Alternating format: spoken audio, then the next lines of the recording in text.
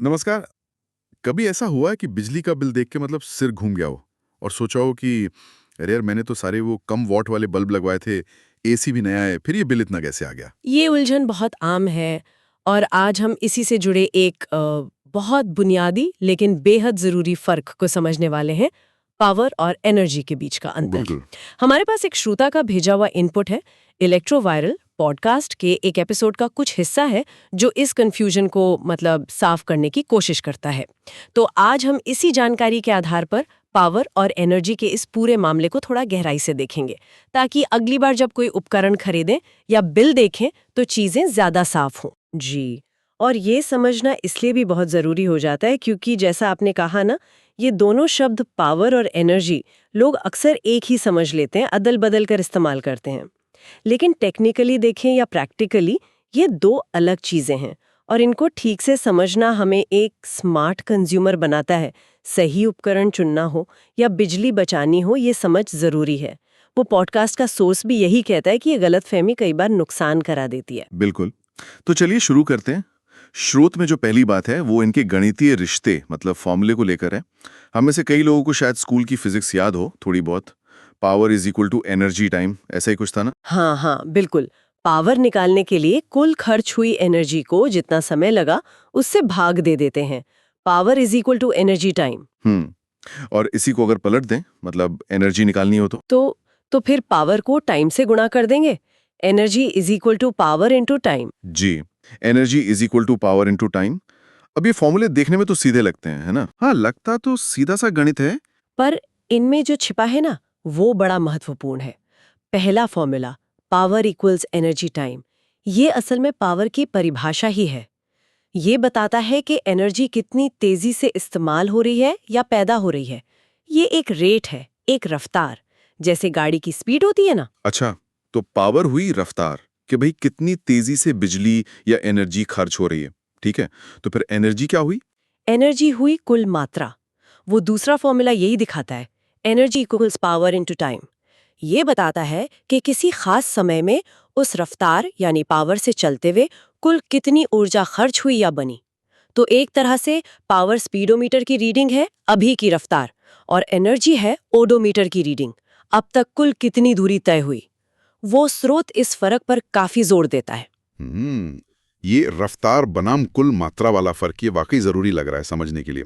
और जाहिर है इनकी इकाइयां मतलब यूनिट्स वो भी अलग अलग होंगी फिर। बिल्कुल अलग है।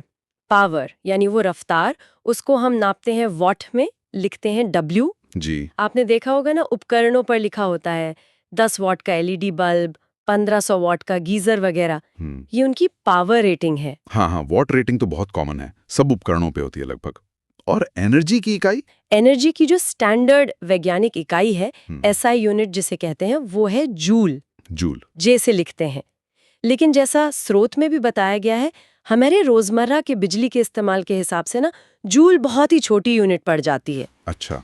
हाँ, मतलब हिसाब लगाना मुश्किल हो जाएगा जूल्स में। हम्म। इसलिए प्रैक्टिकल कामों के लिए, खासकर बिजली बिलों के लिए, हम एक बड़ी यूनिट यूज करते हैं, किलोवाट घंटा, यानी किलोवाट आवर। Kilowatt hour. हाँ, अरे हाँ, हम्म। यही तो हमारे बिजली के बिल पर यूनिट करके लिखा आता है। तो एक यूनिट मतलब 1 किलोवाट आवर। बिल्कुल सही पकड़ा आपने। 1 किलोवाट का सीधा सा मतलब है कि अगर 1 किलोवाट यानी 1000 वॉट पावर वाला कोई उपकरण, जैसे कोई हीटर या पुराना वाला एसी। हाँ मान लीजिए 1000 वॉट का कोई उपकरण है, अगर वो 1 घंटे तक लगातार चले तो वो 1 किलोवाट आवर, या जिसे हम आम भाषा में 1 यूनिट कहते हैं, उतनी बिजली खा लेगा। तो वॉट पावर क्या बता रहा है कि उपकरण चलते वक्त कितनी तेजी से बिजली खींच रहा है, और किलोवाट घंटा यानी एनर्जी क्या बता रहा है कि एक तय समय तक चलने के बाद उसने कुल कितनी बिजली इस्तेमाल कर ली। और बिल इसी किलोवाट का बनता है, वॉट का नहीं बनता। ये बात साफ होनी बहुत जरूरी है। अच्छा, स्रोत में से और अच्छे से समझाने के लिए कोई उदाहरण भी था शायद, क्योंकि ये वॉट और किलोवाट घंटा का चक्कर थोड़ा सा कंफ्यूजिंग तो है। हाँ बिल्कुल था। पॉडकास्ट क्लिप में एक बहुत क्लासिक उदाहरण यूज किया गया है। मान लीजिए आपके पास एक पुराना वाला वो पीली रोशनी वाला 100 वॉट का बल्ब है। हाँ, वो टंगस्टन वाला। जी, तो ये 100 वॉट क्या है, ये उसकी पावर रेटिंग है।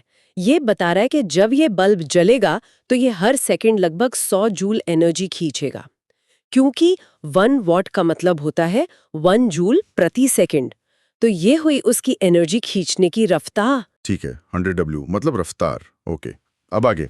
अब मान लीजिए आप इस 100 W के बल्ब को जलाकर रखते हैं पूरे 10 घंटे तक। तो सवाल है, कुल कितनी एनर्जी खर्च हुई? यहाँ हमारा दूसरा फॉर्मूला काम आएगा। Energy is equal to power into time. तो एनर्जी हुई is equal to 100 watt into 10 घंटे। यानी 1000 वॉट घंटे। बिल्कुल, 1000 वॉट घंटे। और 1000 वॉट घंटे का मतलब क्या होता है? 1 किलोवाट घंटा, यानी 1 किलोवाट। यानी 1 यूनिट। हाँ, मतलब उस 100 वॉट के बल्ब ने 10 घंटे में ठीक 1 यूनिट बिजली खर्च कर दी। अच्छा, और इसी लॉजिक से अगर वही बल्ब सिर्फ 1 घंटा चला होता तो 100 watt into 1 hour is equal to 100 watt घंटे, यानी सिर्फ 0.1 किलोवाट घंटा या कहें 0.1 यूनिट बिजली खर्च होती। एकदम सही। पावर रेटिंग तो वही रही 100 W, लेकिन समय बदलते ही कुल एनर्जी की खपत बदल गई। वाह, ये उदाहरण तो सच में चीजों को बिल्कुल साफ कर देता है। यही पॉइंट है उस स्रोत का। वो इसी बात पर जोर दे रहे हैं कि उपकरण की पावर रेटिंग यानी वॉट जानना जरूरी है, पर वो पूरी कहानी नहीं बताता। असली बिल इस बात पर निर्भर करता है कि आपने उस पावर रेटिंग वाले उपकरण को कितनी देर तक इस्तेमाल किया। वो जो टाइम वाला फैक्टर है ना, वो बहुत जरूरी है। हो सकता है कोई बहुत ज्यादा पावर वाला उपकरण हो, पर आप उसे बहुत कम देर चलाएं तो वो कम एनर्जी खर्च करेगा। और कोई कम पावर वाला उपकरण हो, जैसे कोई छोटा पंखा, पर वो दिन रात चलता रहे तो वो ज्यादा एनर्जी खर्च कर सकता है। ये एक बहुत बड़ी गलतफहमी है जिसे स्रोत ने पकड़ा है। लोग अक्सर सोचते हैं कि कम वॉट वाला उपकरण ले लिया मतलब बिल कम आएगा ही आएगा, लेकिन इस्तेमाल का समय वो उतना ही बल्कि ज्यादा महत्वपूर्ण है। अच्छा, क्या स्रोत में कोई और तरीका भी बताया गया इस अंतर को याद रखने का? कोई रोजमर्रा की दुनिया से मिसाल? हाँ, एक बहुत ही बढ़िया सादृश्यता मतलब एनालॉजी दी गई है, जिसका जिक्र हमने थोड़ी देर पहले किया भी था, गाड़ी वाली मिसाल। स्रोत कहता है कि पावर को आप ऐसे समझे जैसे गाड़ी का स्पीडोमीटर होता है ना। हाँ, स्पीडोमीटर। स्पीडोमीटर क्या बताता है?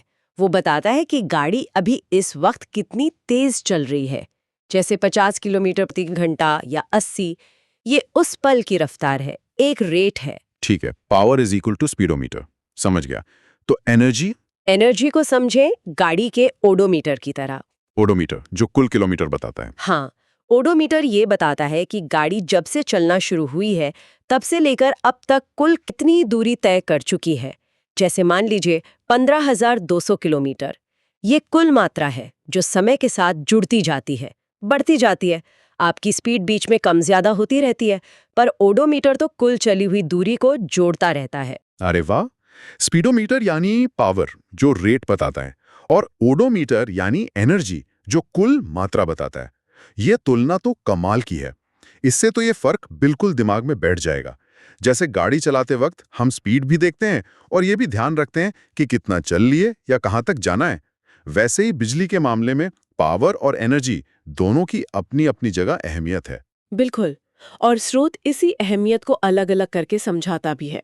जैसे पावर जानना क्यों जरूरी है, ये हमें उपकरणों की क्षमता समझने में मदद करता है, और साथ ही हमारे घर के इलेक्ट्रिकल सिस्टम पर कितना लोड पड़ रहा है ये समझने में मदद करता है। लोड मतलब ये कि आपके घर की वायरिंग, एमसीबी, सर्किट ब्रेकर, वो एक समय पर कितना पावर झेल सकते हैं।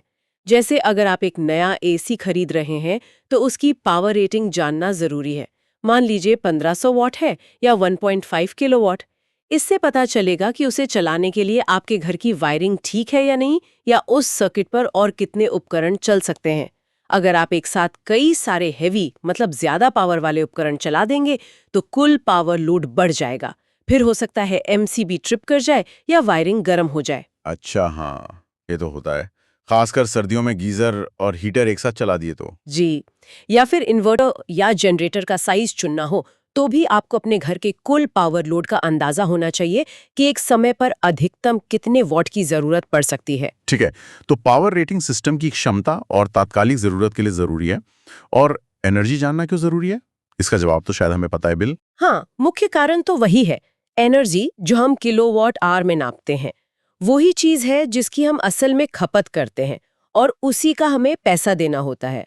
स्रोत ये साफ करता है कि अगर हमें ऊर्जा बचानी है, एनर्जी सेव करनी है, तो हमें अपनी एनर्जी खपत पर ध्यान देना होगा। ये जानना होगा कि कौन सा उपकरण कितनी एनर्जी खा रहा है, और इसमें सिर्फ ये नहीं देखना कि वो कितने वॉट का है, बल्कि ये भी कि वो कितनी देर चलता है।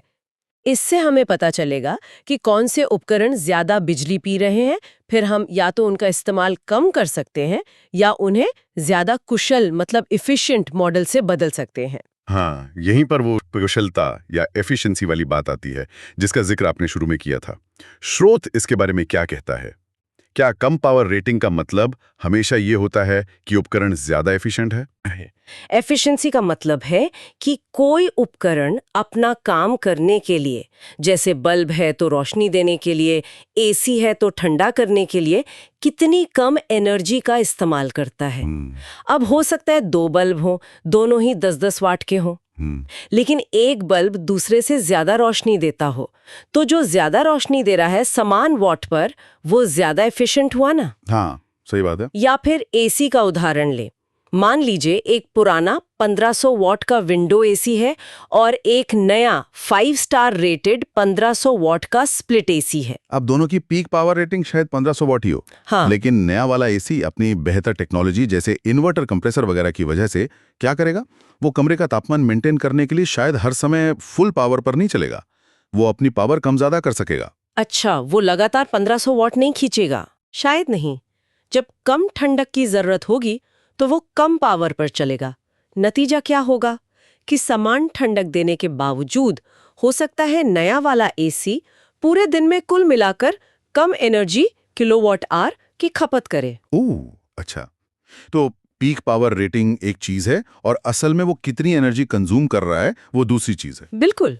स्रोत का इशारा यही है कि सिर्फ वॉट देखकर फैसला मत कीजिए। उपकरण की एनर्जी स्टार रेटिंग देखिए या उसकी अनुमानित सालाना ऊर्जा खपत किलोवाट आवर में जो लेबल पर लिखी होती है उसे समझने की कोशिश कीजिए। तो ये एफिशिएंसी वाला एंगल तो पावर और एनर्जी की कहानी को और भी मतलब जरूरी बना देता है।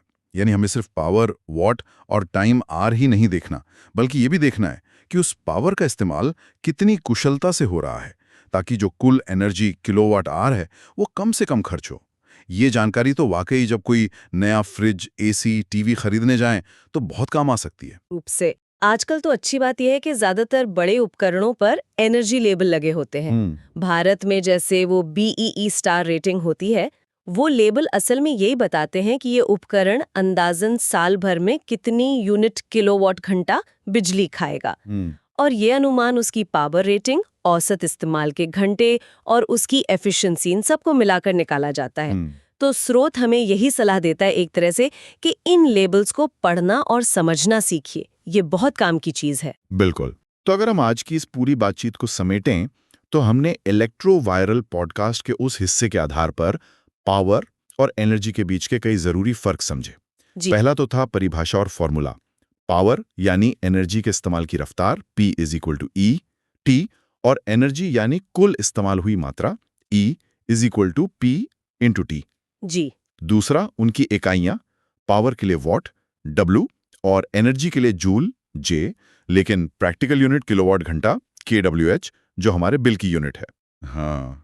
तीसरा, हमने वो 100 वॉट बल्ब वाले उदाहरण से समझा कि कैसे इस्तेमाल का समय, टाइम बदलने से कुल एनर्जी खपत किलोवाट बदल जाती है, भले ही पावर रेटिंग W सेम रहे। बिल्कुल। चौथा, वो गाड़ी वाली मिसाल स्पीडोमीटर यानी पावर रेट और ओडोमीटर यानी एनर्जी कुल मात्रा, इसने इस रेट बनाम कुल मात्रा के कॉन्सेप्ट को और पक्का कर दिया। और पांचवा, हमने दोनों की अहमियत समझी। पावर क्यों जानना जरूरी है, सिस्टम की क्षमता और लोड समझने के लिए, और एनर्जी क्यों जानना जरूरी है, खपत, बिल और बचत के लिहाज से। सही कहा। और आखिर में हमने एफिशिएंसी की बात भी की कि कैसे एक जैसी पावर रेटिंग वाले उपकरणों की असल एनर्जी खपत अलग हो सकती है और स्टार रेटिंग जैसी चीजें इसमें कैसे मदद करती हैं। हाँ, ये सारी बातें जो स्रोत से निकल कर आईं, मुझे लगता है बिजली के इस्तेमाल को लेकर हमें ज्यादा जागरूक और ज्यादा समझदार बनाती हैं। बिल्कुल। उम्मीद है कि इस चर्चा के बाद हमारे श्रोताओं के लिए पावर और एनर्जी का ये कॉन्सेप्ट अब सिर्फ कोई किताबी या टेक्निकल चीज ना रहकर एक रोजमर्रा की व्यावहारिक समझ बन गया होगा। श्रोता का मकसद भी शायद यही था कि इस आम कन्फ्यूजन को दूर किया जाए। जी, बिल्कुल। और अब जब ये फ़र्क शायद ज़्यादा साफ़ हो गया है, पावर यानी दर, एनर्जी यानी कुल मात्रा और उसमें एफिशिएंसी का रोल, तो श्रोताओं के लिए एक सोचने वाली बात छोड़ जाते हैं।